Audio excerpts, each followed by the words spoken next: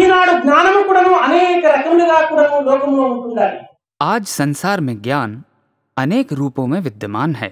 కొంత శాస్త్ర జ్ఞానం ఉంటుండాలి, సంగీత జ్ఞానం ఉంటుండాలి, శిల్పి జ్ఞానం ఉంటుండాలి, భౌతిక జ్ఞానం ఉంటుండాలి, ఇంకా గణిత జ్ఞానం ఉంటుండాలి.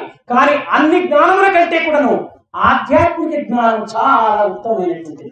जैसे शास्त्र ज्ञान है, संगीत का ज्ञान है, शिल्प कला का ज्ञान है, भौतिक शास्त्र का ज्ञान है, गणित का ज्ञान है, परंतु इन सभी ज्ञानों की तुलना में आध्यात्मिक ज्ञान सर्वोत्तम है। కనుక ఆధ్యాత్మిక జ్ఞానాన్ని మనం అభివృద్ధి పరచుకోవాలనుకున్నప్పుడు కొంచెం ధైర్యము సాహసం కూడా అత్యవసరం. अतः यदि हम आध्यात्मिक ज्ञान को बढ़ाना चाहते हैं तो कुछ धैर्य और साहस की आवश्यकता है। అయితే మానవునికి ఇట్టి ధైర్య సాహసాలు రెండు ఉంటున్నాయి. అయితే పెడమార్గాన్ని దాన్ని ప్రవేశపెడుతున్నాడు. मानव में ऐसे धैर्य एवं साहस तो हैं, परंतु वो इनका बुरे कार्यों में उपयोग कर रहा है। దీనిని ఒక మహాభక్తుడు ఒక చిన్నదిగా పోల్చుకున్నాడు. యాచింతా భువి పుత్ర పౌత్ర భరణం వ్యాపార సంభాషణే. యాచింతా భువి పుత్ర పౌత్ర భరణం వ్యాపార సంభాషణే.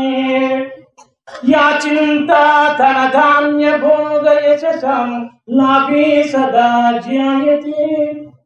సాచింతా భువి నందనందన పదద్వంద్వారవిందీక్షణి. కాచింతా యమరాజ భీమ శరణ ద్వార ప్రయాణే ప్రభో. ద్వార ప్రయాణే ప్రభో. యమరాజ భీమ శరణ ద్వార ప్రయాణే ప్రభో. ఏ చింత ధన ధాన్య భోగము యశస్సు కోసమని ఎంత కాలమును మానవుడు అర్పితము చేస్తున్నాడో, ఈ యొక్క పుత్ర పౌత్ర భరణ వ్యాపారముల కోసమని ఎంత కాలమును మానవుడు దుర్వినియోగం చేస్తున్నాడో, ఆ కాలములో క్షణకాలాన్ని నందనందన పదద్వంద్వారవిందీక్షణి. ఒక్క క్షణము భగవంతుని పాదపద్మముల పైన మాత్రం నిలిపితే భయంకరమైనటువంటి యొక్క ద్వారమును కూడా నువ్వు తెరుచుకొని స్వర్గములకు ప్రవేశించడానికి ఎట్టి అభ్యసనం కూడా లేకుండా అనుకుంటాడని ఒక భక్తుడు ప్రార్థించాడు. అనగా మనము తుచ్చమైనటువంటి లోకము కోసమని, తుచ్చమైనటువంటి బాధల కోసమని, తుచ్చమైనటువంటి సౌఖ్యము కోసమని కాలమును అనేకంగా మనం పాడు చేస్తున్నాం. ఆ కాలములో క్షణకాలాన్నైనా మనం భగవత్ చింతన కోసం వినియోగపెడితే అంతే చాలు. 24 గంటలు కూడా మనం వినియోగపెట్టడం లేదు. 23 గంటల 55 నిమిషాలు నీ స్వార్థానికి ఉపయోగపెట్టుకో. దినమునకు 5 నిమిషములైనా నిశ్చల నిర్మల నిస్వార్థమైన భావంతో భగవంతుని ధ్యానించు, అంతే చాలు. इसके लिए एक भक्त ने क्या खूब कहा है, धन संपत्ति, भोग और यश की चिंता में मानव जितना समय समर्पित कर रहा है, पुत्र पौत्रादि के भरण पोषण और व्यापार की चिंता में मानव जितने समय का दुरुपयोग कर रहा है, उतने समय में से एक क्षण भी यदि वो ईश्वर के चरण कमलों में रख पाता तो भयंकर दुर्गम द्वार भी खुल जाते और स्वर्ग में उसके प्रविष्ट होने में कोई अड़चन नहीं रह जाती। ऐसी प्रार्थना एक भक्त ने की। इस तुच्छ संसार के लिए, तुच्छ कष्टों के लिए, तुच्छ सुखों के लिए समय का हम अनेक प्रकार से दुरुपयोग कर रहे हैं। उस समय में से एक पल भी यदि हम ईश्वर के चिंतन में लगाते हैं तो वो काफ़ी है। हम 24 घंटे नहीं लगा पा रहे हैं, 23 घंटे 55 मिनट तुम अपने स्वार्थ के लिए उपयोग करो, लेकिन दिन भर में कम से कम 5 मिनट निश्चल, निर्मल और निस्वार्थ भावना से ईश्वर का ध्यान करो, उतना ही पर्याप्त है। మనము దేహము ఇచ్చినందుకు ఈ దేహముతో మన శక్తి ఉన్నంత వరకు మనం కర్మను ఆచరించడానికి పూనుకోవాలి. పవిత్రమైనటువంటి యొక్క కర్మలో మనం పాల్గొనాలి. हमें ये देह मिली है और जब तक इसमें सामर्थ्य शक्ति है तब तक इस देह से कर्म करने के लिए प्रयत्नशील रहना चाहिए। पवित्र कर्मों में इसे लगाना चाहिए। కానీ మనం అంతా భగవంతుడే చేస్తాడని మన శక్తిని కూడా నువ్వు దుర్వినియోగం చేసుకొని ఏమాత్రమైనా మన యొక్క సాధనకు మనం ప్రయత్నం చేయకుండా అది ప్రయోజనం లేదు. అందువల్ల భగవంతుని యొక్క అనుగ్రహం మనకు ప్రాప్తించదు. ईश्वर ही हमारे लिए सब कुछ करेंगे सोचकर हम अपनी शक्ति का दुरुपयोग करें और किसी भी तरह की साधना के लिए रत्ती भर भी प्रयास न करें तो कोई लाभ नहीं है। ऐसे में ईश्वर का अनुग्रह भी प्राप्त नहीं होगा। దీనికి ఒక చిన్న ఉదాహరణ, इसके लिए एक छोटा सा उदाहरण, మనము చేయిని శుభ్రపరచుకోవాలంటే జలం చాలా అవసరం। हमें हाथ धोने के लिए जल आवश्यक है, కానీ ఇది జన్మ జన్మాంతరముల యొక్క సంస్కారం అనేటువంటి యొక్క జిడ్డు చేతికి ఉండడం చేత ఒక్క తూరు నీటితో ఈ జిడ్డు పోయేటువంటిది కాదు। लेकिन जन्म जन्मांतरों के कर्मों की जमी ये मैल जो हाथ में लगी है वो एक ही बार में जाने वाली नहीं है। దానికి ఏదైనా సోపు లేక షాంపూ లేక చీకాయో లేక పూకుగాయో ఏదో ఒక పదార్థాన్ని దానికి ఉపయోగపెట్టుకున్నప్పుడు ఆ జిడ్డు చాలా త్వరగా పోతుంది।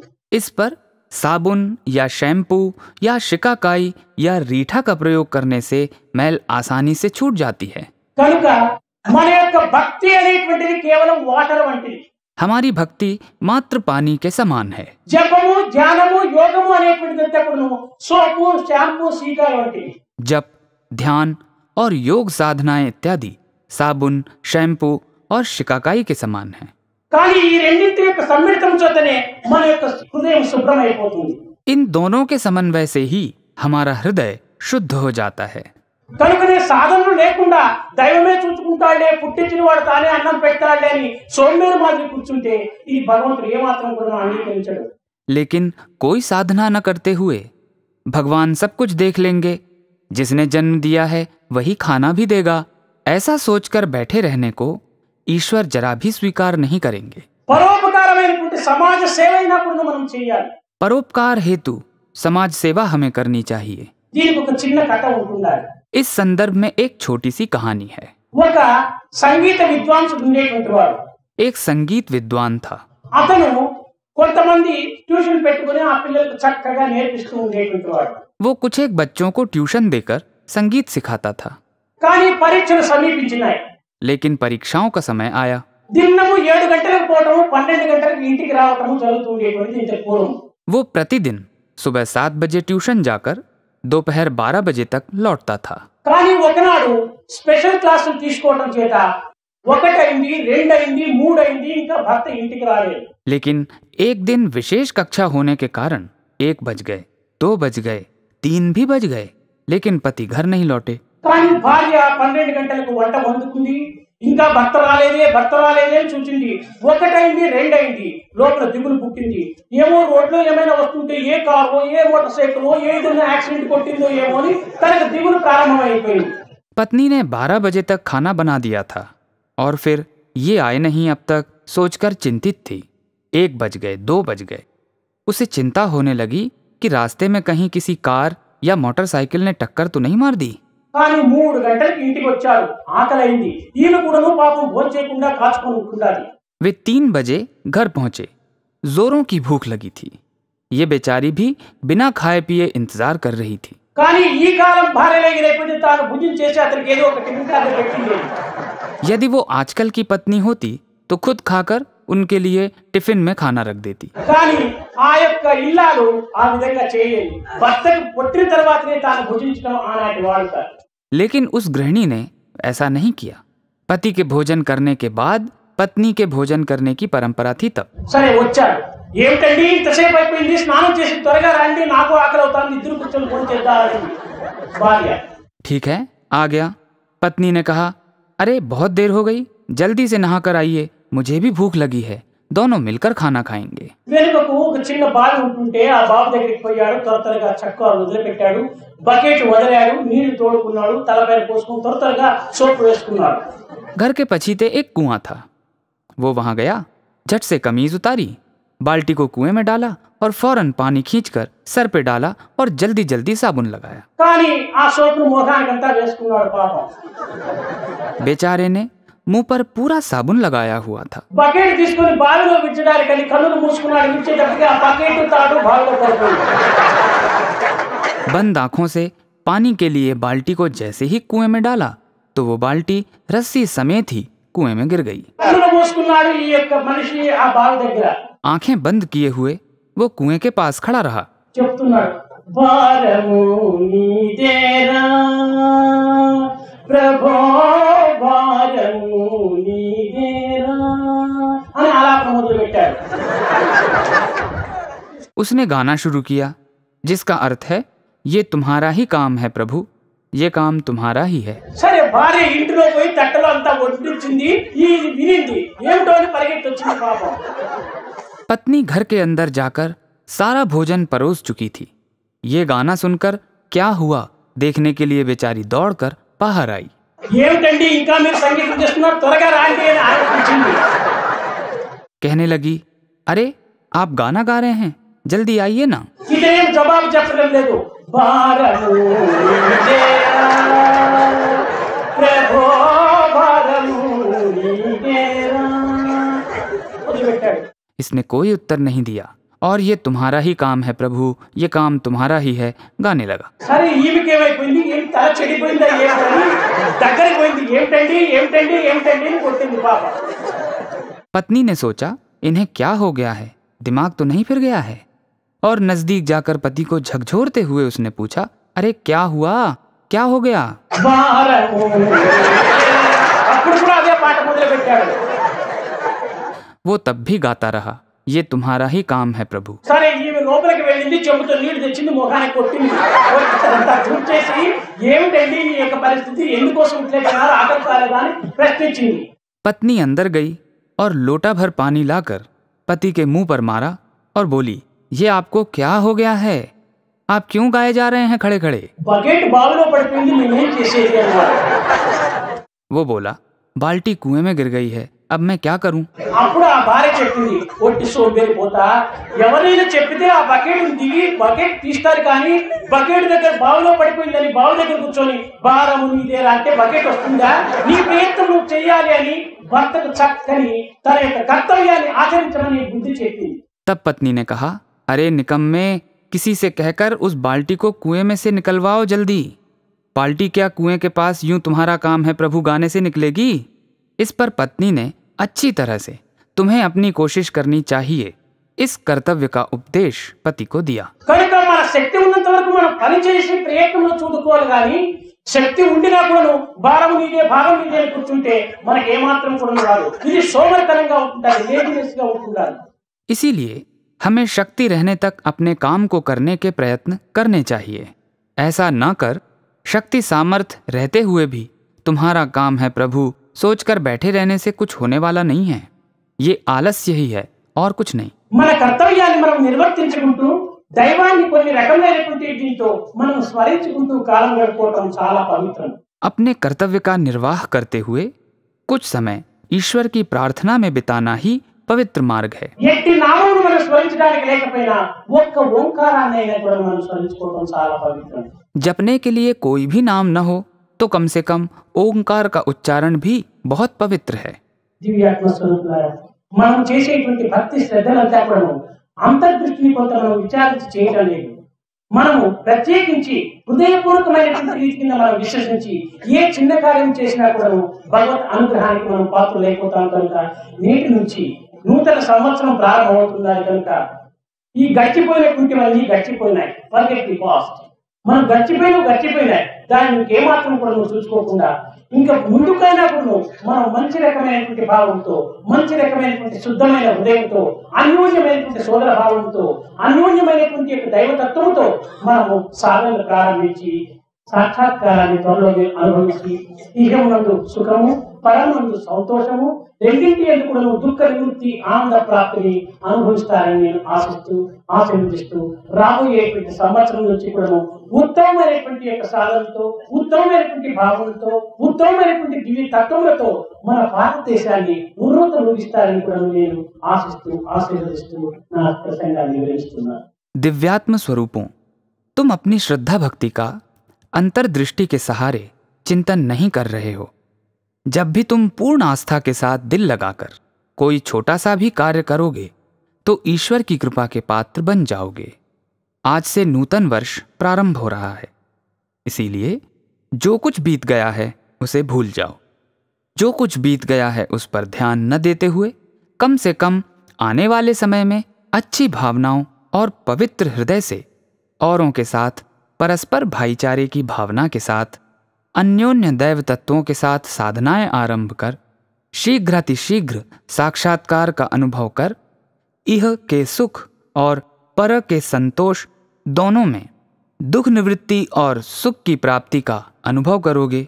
इस आशा और आशीर्वाद के साथ आने वाले नए वर्ष में उत्तम साधनाओं, उत्तम भावनाओं और दिव्यतापूर्ण उत्तम तत्वों के सहारे भारत देश को प्रभावित करोगे। इस अभिलाषा के साथ साशीर्वाद मैं अपना प्रवचन समाप्त करता हूँ।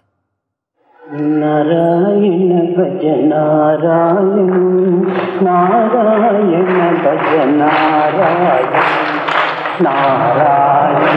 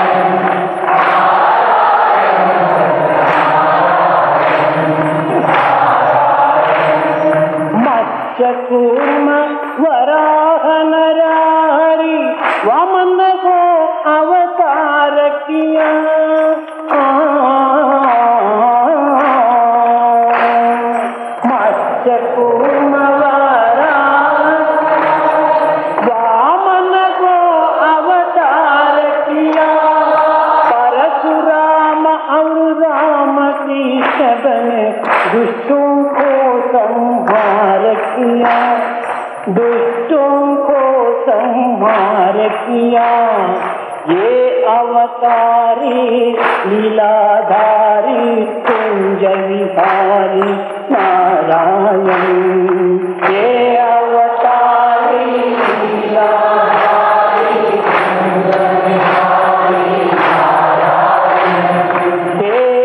अवतारी कुंज विहारी लीलाधारी नारायण।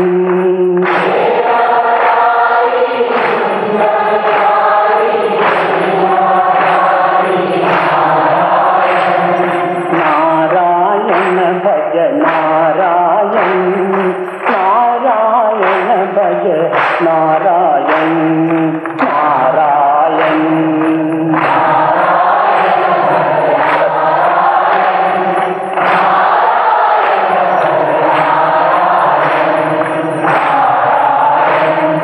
भजन से मन को सुजन बनाकर भक्ति मार्ग दिखला दिया।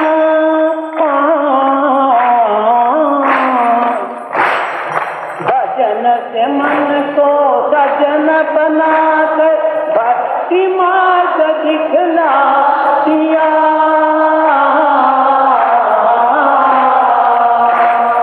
साई भजन से भव सागर को पार नदी सिखला दिया। कति तो धारी कति विहारी केसरी धारी नारायण। कति तो धारी कति विहारी कति तो धारी कति विहारी साई मुरारी नारायण।